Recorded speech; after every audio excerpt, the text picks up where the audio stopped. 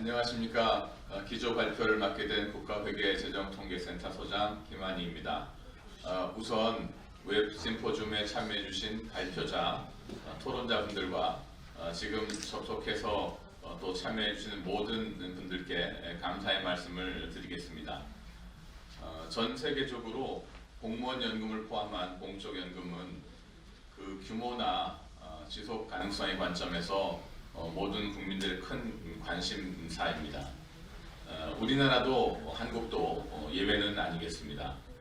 이에 여러 국가의 관련 이슈와 회계 처리 현황을 살펴보고 바람직한 방향을 모색하는 것은 상당히 중요한 일이라고 생각합니다.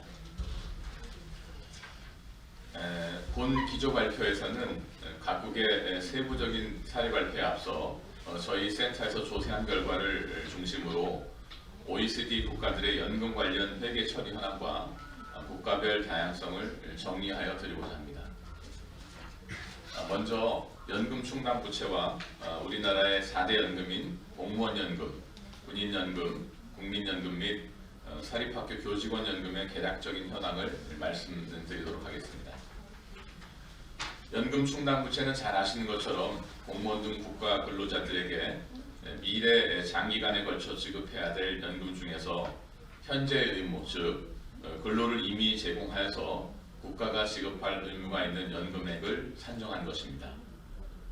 발생주의 회계 처리에 따라서 연금 지급의 원인이 되는 근로 제공 시점에 해당 비용과 부채를 인식하게 되며 미래 연금 지급액을 추정하여야 하기 때문에 물가 상승률, 보수 인상률 등 다양한 재무적 가정과 사망률, 퇴직률 등 인구 통계적 가정을 활용해서 미래 연금액을 합리적으로 추정하게 됩니다.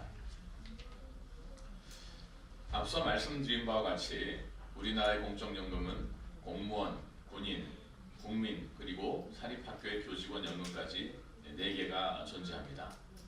이 중 국가의 근로자는 공무원과 군인이기 때문에 근로 제공에 따른 연금 충당 부채를 인식하고 있고, 국민연금호가 사학연금의 가입자는 국가의 근로자가 아니므로 별도로 충당 부채를 인식하고 있지 않습니다. 2019년도 결산 기준으로 볼 때 공무원은 가입자가 약 173만 명, 군인은 29만 명 가량이고, 부채는 공무원의 경우 258조, 군인은 189조를 인식하고 있습니다. 국민연금의 경우에는 가입자가 2,740여만 명, 그 다음에 사학은 40여만 명 정도 되고 있습니다. 국민연금의 현재 적립금은 737조 규모, 그리고 사립학교 교직원의 적립금은 22조 원 규모입니다. 참고로 여기서 가입자 수는 현재 보험료를 납부하고 있는 재직자와 연금을 수급하고 있는 수급자를 모두 합한 것을 의미합니다. 연금 충당 부채를 조금 더 자세히 살펴보도록 하겠습니다. 공무원과 군인의 연금 충당 부채는 2014년도에 644조 정도 규모에서 2019년 5년 사이에 944조로 매년 증가 추세에 있습니다. 연도별 증가율을 보면 해당 연도의 기준금리 하락 등 다양한 가정 등에 따라서 상당히 편차가 존재하는 것으로 확인되고 있습니다. 공무원 연금은 그동안에 여러 차례 개혁을 거쳤는데요. 개혁 효과가 반영된 2015년, 그리고 임금 상승률들이 현실화된 2019년에는 증가폭이 상대적으로 적다는 것을 알 수가 있겠습니다. 많은 국가들이 이번 코로나 사태를 맞이하여서 재정 지출을 확대하는 정책을 실행하고 있습니다. 한국도 예외는 아닙니다. 이에 따라 2020년 재정 적자의 증가가 예상되고 재정 건전성에 대한 이슈가 부각되고 있습니다. 하지만 그 재정 건전성을 논할 때 국가 부채가 매우 중요하고, 그 중에서 오늘 말씀드리게 된 연금 충당 부채는 큰 비중을 차지하고 있습니다. 이에 본 기조 연설을 통해서 다른 OECD 국가들의 공무원 연금 회계 처리를 간략히 한번 살펴보도록 하겠습니다. 2020년 11월 현재 OECD 가입국은 총 37개국입니다. OECD 37개국 중에서 저희가 OECD 서베이를 통해서 살펴본 바에 따르면 발생주의 회계 정보를 산출하는 국가는 모두 28개 국가로 조사되었습니다.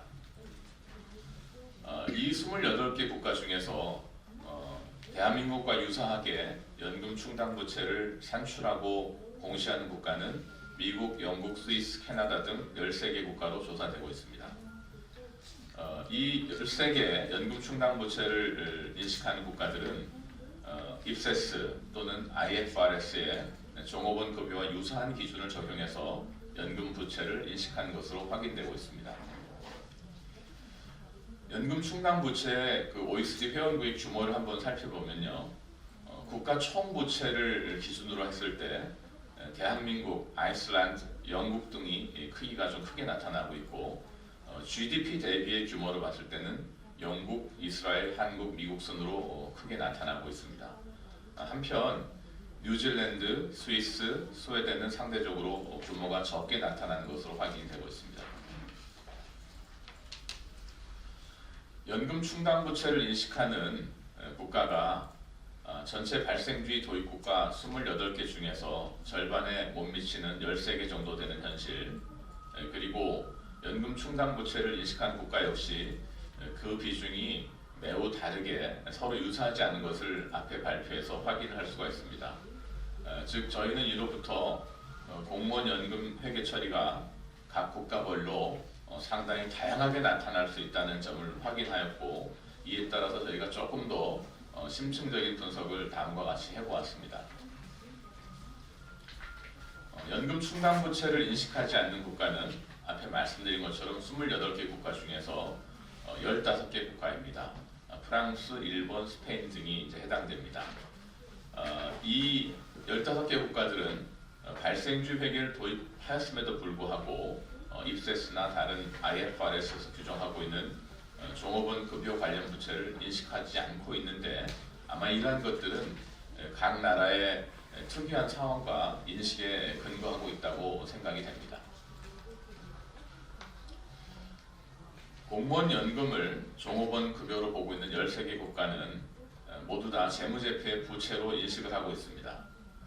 그리고 공무원 연금을 사회보장급여의 일종으로 본 15개 국가는 재무제표의 부채로 인식하고 있지 않습니다. 연금 부채를 인식하고 있지 않은 15개 국가의 연금 공시 여부를 한번 살펴보면 프랑스, 오스트리아, 핀란드는 주석으로 부채를 공시하고 있고요. 일본 등의 나라에서는 연금 적립금을 부채로 인식하는 것으로 저희가 파악을 하고 있습니다. 앞서 설명드린 대로 부채를 인식하는 13국가와 인식하지 않는 15국가를 다시 한번 이렇게 정리를 해서 저희가 국기로 한번 나타내 보았습니다. 공무원 연금을 부채로 인식하는 국가들도 사실은 그 회계 처리를 보면 나라마다 매우 다양한 것을 알 수 있었습니다. 미국의 경우는 퇴직연금뿐만 아니라 고용보험 등 복지정책을 모두 부채에 포함하고 있습니다. 영국의 경우를 살펴보니까 국가 재무제표의 포괄 범위가 지방정부까지 모두 포함되어서 GDP 대비 부채 비율이 다른 나라에 비해서는 상당히 높게 나온 것으로 파악을 하고 있습니다. 오늘 이제 발표를 해주시게 될 스위스의 경우를 보니까 발생주의 도입 이후에 바로 연금 충당 부채를 인식한 것이 아니라 일정 기간이 지난 후에 연금 부채를 인식하고 있는 것으로 저희가 파악을 하고 있습니다.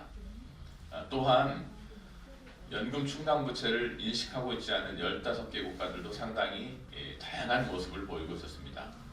프랑스의 경우에는 재무제표에는 인식하지 않지만 앞에 말씀드린 것처럼 부채 금액을 산출해서 주석에 공시를 하고 있습니다. 또 다른 나라들을 살펴보면 발생주의 방식이 아니고 현금주의 방식에 따른 재정수지 추계 결과를 공시하는 나라도 있었습니다.